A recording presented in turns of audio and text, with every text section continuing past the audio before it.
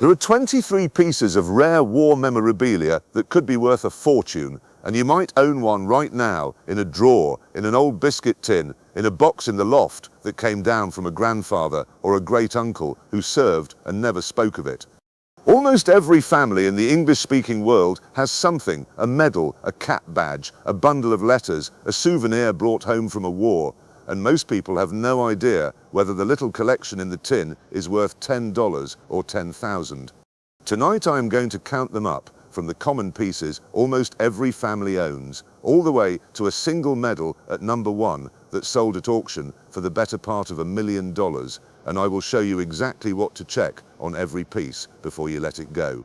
Now let me be honest before we start, and I want to be careful here, because this is a subject that deserves respect. These were real men and real sacrifices, and the objects carry that weight. Most militaria in most homes is modest in money terms, the common campaign medals, the standard cap badges, and I will tell you plainly as we go what is what. But a very few pieces are worth a great deal, and the difference almost always comes down to one thing that most families never look into, which is the story behind the object, the man it belonged to, and what he did. Here is what 40 years around the salariums taught me. In militaria, the metal is worth little and the story is worth everything, and knowledge is the only protection you have got. A medal does not carry its price on its face. Two identical campaign medals can lie side by side in the same tin, one worth $10 and the other worth 10,000. And the only difference is the name impressed on the rim and what that man did, and there is no shame in not knowing that, because the whole of this field rests on research that most families never do. Now before we carry on, let me say one thing. The support my channel has had lately has been overwhelming, and I mean that. So here's what I've decided. I'm not putting ads on these videos. You've given me your time and I won't have it interrupted. If you'd like to support my channel, there's one way. You can scan the code on screen now with your phone's camera to get my book. I've put everything I know into one book, the Household and Collectibles Price Guide, 2027 edition. Every common item you might own, how to value it, and what it actually sells for. It even tells you where and how to sell it, who buys it, what they'll pay, and which route to take for which object. To get it, and everything I know, it's over at my website, malcolmashby.com. That's MALCOLMASHBY.com. Right, let's carry on. Number 23. The Common Campaign Medal, and we begin with the medal almost every British and Commonwealth family has, the standard service and campaign medals of the 2 world wars, the ones issued to millions who served. I have to be straight with you, on their own these are modest, $10 to $40, because they were awarded in the millions and survive in the millions. But there is a lesson even here, and it is the first of the checks I want you to carry through this whole video. A medal is named around its edge, and that name is the key to everything, because the medal is common, but the man may not be. So before you value any medal, you read the name and the number impressed on its rim, and you find out who he was. This single habit, reading the rim, is the beginning of everything in militaria, because that name and number let a specialist trace the man through service records and unit histories, and the whole value of a medal can turn on what that research uncovers about where he served and what he saw. Number 22. The standard cap badge and insignia, the brass regimental badges, buttons and shoulder titles that turn up in every tin. Most are common, a few dollars each, reproduced and collected in huge numbers. But the scarce regiments, the short-lived units, and the genuine early examples bring far more, from tens into the hundreds. Your test tonight: beware of reproductions which flood this market, and learn that a genuine badge of a rare or disbanded regiment is worth many times a common one, so the badge you cannot immediately identify is the one to have looked at, not the one you recognize. The reproductions in this market are so good and so numerous that a common badge is barely worth the brass it is stamped from, while a genuine badge of a regiment that existed for only a year or two before it was merged or disbanded is exactly the sort of thing a collector will pay well for, and the two can look almost identical to an untrained eye. Number 21. Trench art and souvenirs, the shell cases hammered into vases, the letter openers made from cartridge cases, the bits and pieces soldiers made or brought home. Charming and personal, most trench art is modest, $20 to $80, but the finely made and the personally inscribed pieces bring more. Your test tonight, look for a name, a date, a place, or a regiment worked into the piece, because an anonymous shell case vase is decoration, while one inscribed with a man's name and the battle he made it at is a documented personal history, and that is what lifts the price. Trench art was made in the quiet moments between the fighting from the very materials of the war, and a piece a man engraved with his name, his unit, and the place he made it turns a curiosity into a small monument to one soldier's experience, which is exactly what a collector responds to. Number 20. Home front and civilian pieces, the ration books, the gas masks, the ARP and home guard items, the ephemera of a country at war. Common, most of it a few dollars because they were issued to everyone. But the complete, the unusual, and the finely preserved sets have a following, $20 to $100. Your test tonight, condition and completeness are everything with paper and fabric, so a pristine, complete set of home front items is worth far more than a battered single, and the everyday things that most people threw away when the war ended are exactly the ones that are now scarce. When the war was over, people were desperate to be rid of the reminders, so the ration books and the blackout materials and the home guard oddments went on the fire or in the bin by the million, which is precisely why a complete, well-kept set of home front items is now harder to find than you would ever expect. Number 19. Standard edged weapons and bayonets, the common service bayonets and knives that come home in their thousands. Most are modest, $30 to $100 because they were mass-produced.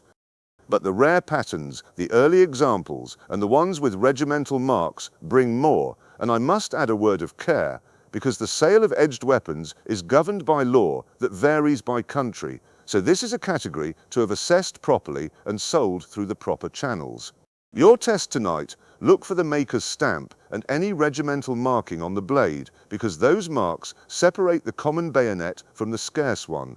A word I will repeat because it matters is that edged weapons are governed by law that differs from country to country, so the right course is always to have a piece properly assessed and to sell it through a reputable auction house that knows the law rather than privately, and never to a casual buyer at a car boot. Number 18. Standard German Second World War items, and I will speak plainly because this is a large and legally sensitive market. Common German badges, buckles and awards have a strong collector base and bring modest to middling sums, but this field is flooded with fakes and in some countries restricted by law on certain symbols, so it must be handled carefully and legally. Your test tonight, this is a category where you consult a reputable specialist auction house rather than sell privately, both because the fakes are so good and because the law is strict and a reputable house will handle it properly and lawfully.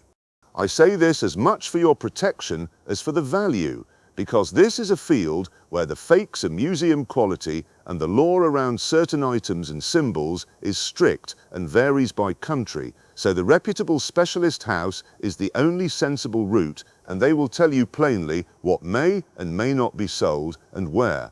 Number 17. Officers' equipment and uniforms, the tunics, the caps, the Sam Browne belts, the private purchase kit that officers bought themselves. Better made and more individual than the other ranks issue. Good officers' uniforms bring $100 to several $100, more if named or identified. Your test tonight, look inside for a tailor's label, which often carries the officer's name and the date, because a named tunic that can be traced to a man and his service is worth far more than an anonymous one, and the label sewn inside the collar is where that story usually begins. Officers had their uniforms made by tailors who sewed in a label, and that label frequently carries the officer's name and the date it was made, which is the thread a specialist can pull to unravel the whole man, his regiment, his rank, and his service. Number 16. Aviation and RAF items, The flying helmets, the logbooks, the escape kits, the pieces connected to the air war. Aviation has a passionate following, and good RAF items bring $100 to several $100, the named and the wartime dated ones more. Your test tonight, a pilot's or aircrew logbook, is the treasure of this category because it names the man, his squadron, his aircraft, and every operation he flew. So a logbook turns a box of anonymous flying kit into a documented personal record of the air war, and that is where the value climbs.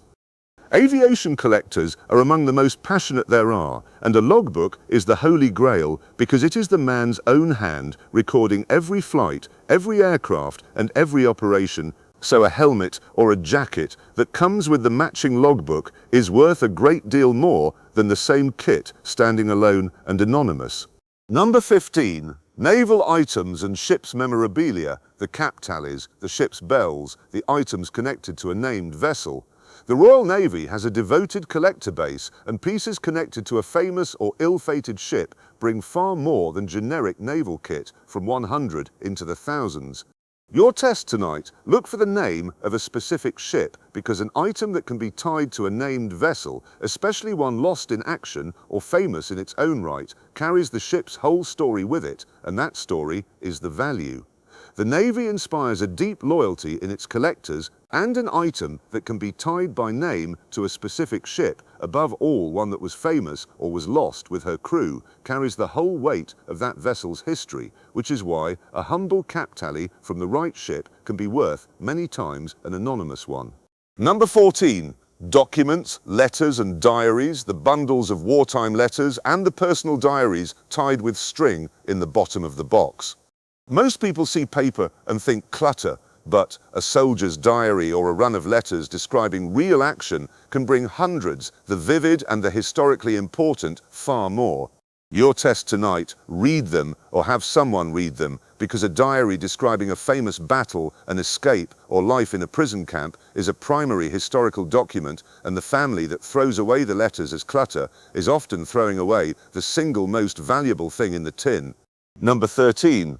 Photographs and albums, the snapshots and the formal portraits, the albums a serviceman kept. Common snapshots are modest, but albums that are captioned, dated and identified, and photographs of unusual subjects bring far more. Your test tonight, captions are everything, because an album where every photograph is named, dated and placed is a documented record, while a box of anonymous snapshots is not, so the pencil writing under the pictures is what turns an album from decoration into history. A box of unnamed faces is a sad thing because the men are lost to us, but an album where a careful hand has written each name, place and date beneath the photographs is a documented record that historians and collectors genuinely want, and that faint pencil writing is the whole difference. Number 12.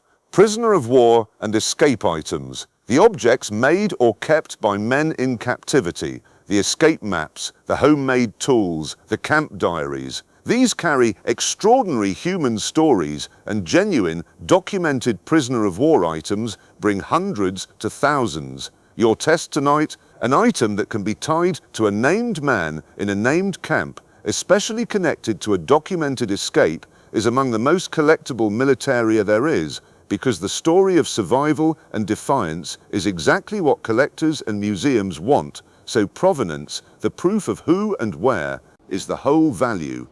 The stories of captivity, endurance, and escape are among the most powerful in all of military history, and an object that can be firmly tied to a named man in a named camp with the paperwork to prove it is exactly what museums compete for, because it makes an extraordinary human ordeal tangible. Now, a quick word. If you've got any old things at home, don't do anything with them yet, not till you know what they're worth.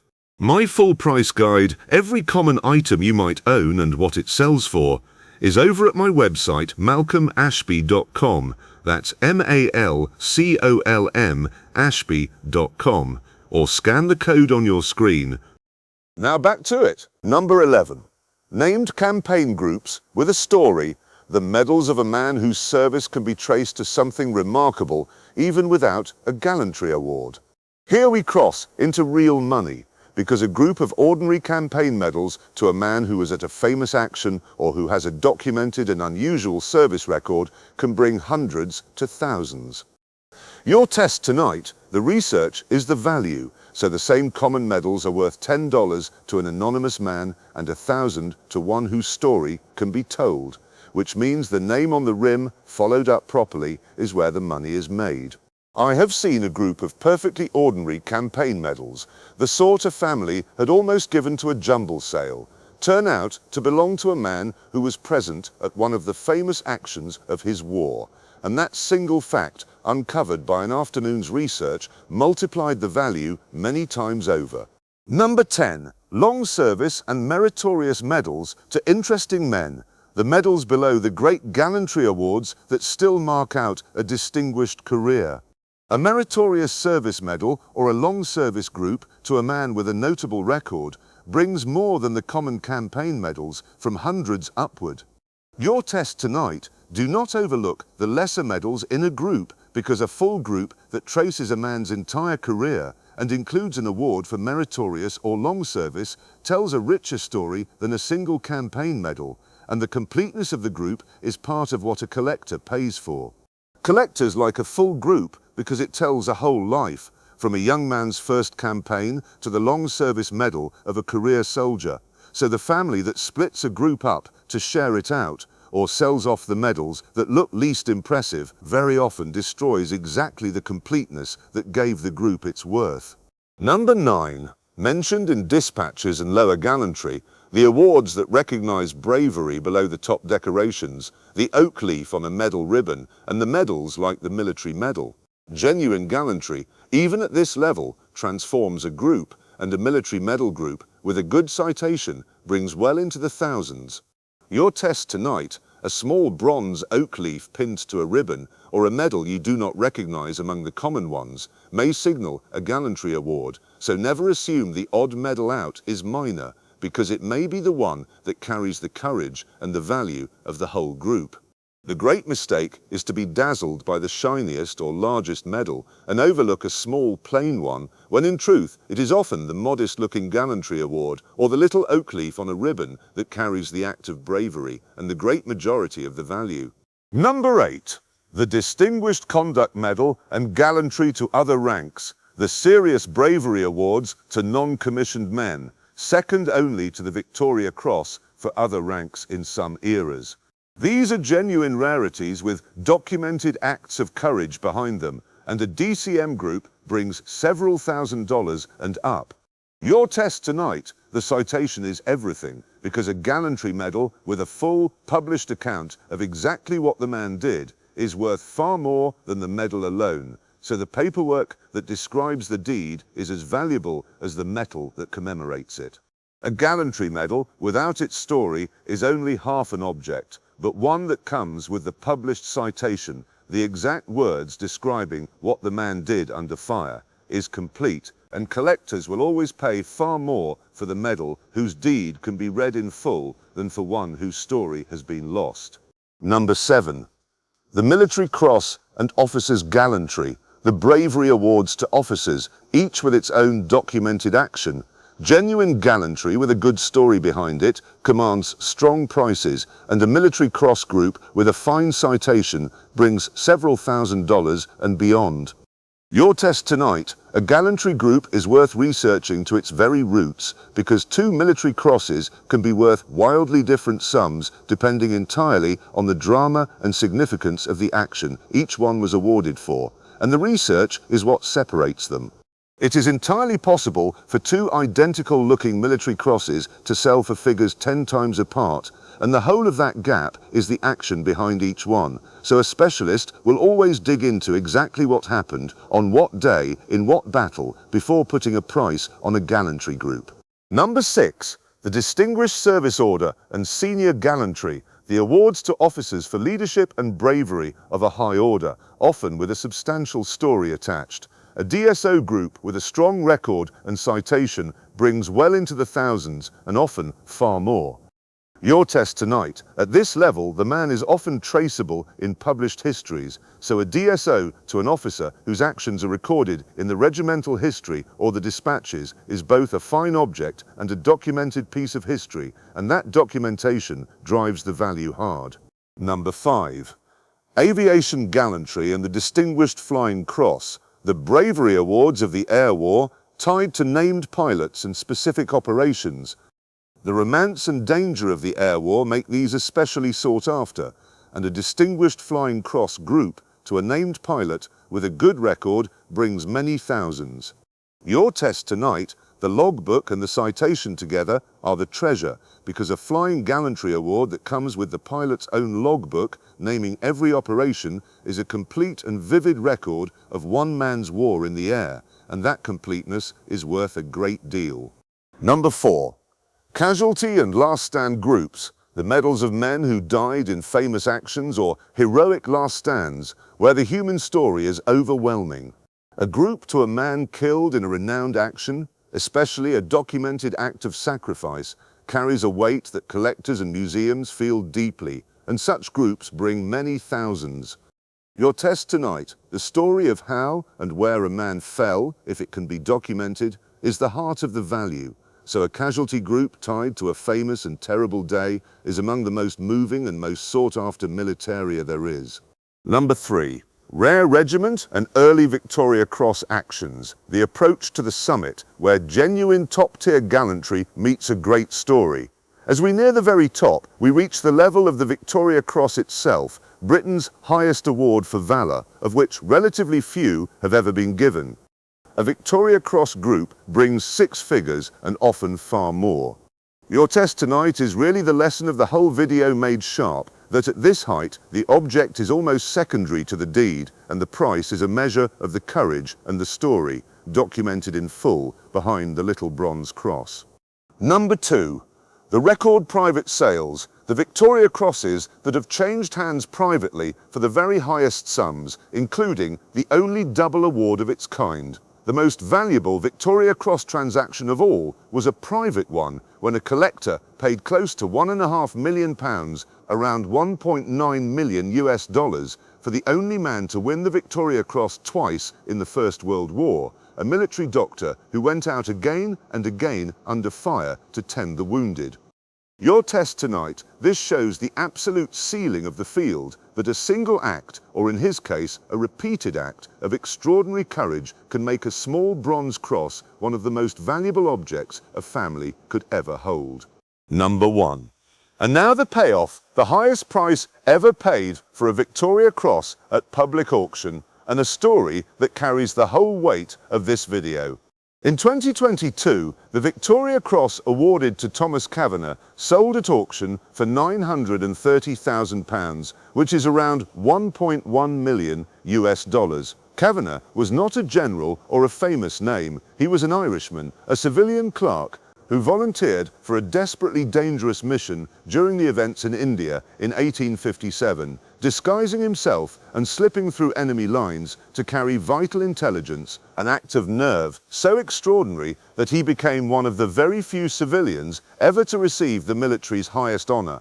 A small bronze cross, worth in metal almost nothing, sold for over $1 million because of what one man did on one night. And here is the reframe I have been walking you toward for 23 rungs. Not one of the valuable pieces in this video was valuable for its metal, its gold, or its craftsmanship. Every single one was valuable for its story, the man it belonged to, and what he did. The common medal and the record-breaking Victoria Cross are made of almost the same materials, and the entire difference between $10 and $1 million is the human being behind the object and whether his story can be told. That is the whole lesson of militaria, and it is why the research matters more than the metal. Your test tonight, and it has run under every piece on this list, is to stop asking what an object is made of, because the material is the least important thing here, and start asking 3 questions instead. Whose was it? By the name on the rim, the label in the collar, the writing in the book. What did he do? Researched properly through the records. And is the proof, the citation, the logbook, the letters still with it? Those 3 questions are the whole of the trade, and now they are yours. So that is the ladder, from a common campaign medal to a Victoria Cross worth over $1 million, and the thread that connects every rung is that the story is everything and the metal is almost nothing, and that the family who sells the medals without researching the man is very often selling a fortune for the price of scrap. Never sell a medal without reading the name on its rim and finding out who he was. Never throw away the letters, the logbook, the diary, or the photographs, because the paper that tells the story is often worth more than the medal itself. And always, always treat these things with the respect they are owed, because behind every one of them is a person. If anything today looked familiar, have a proper look before you sell a single thing. Everything's in my price guide over at malcolmashby.com, or scan the code on your screen. I'll leave it up for you.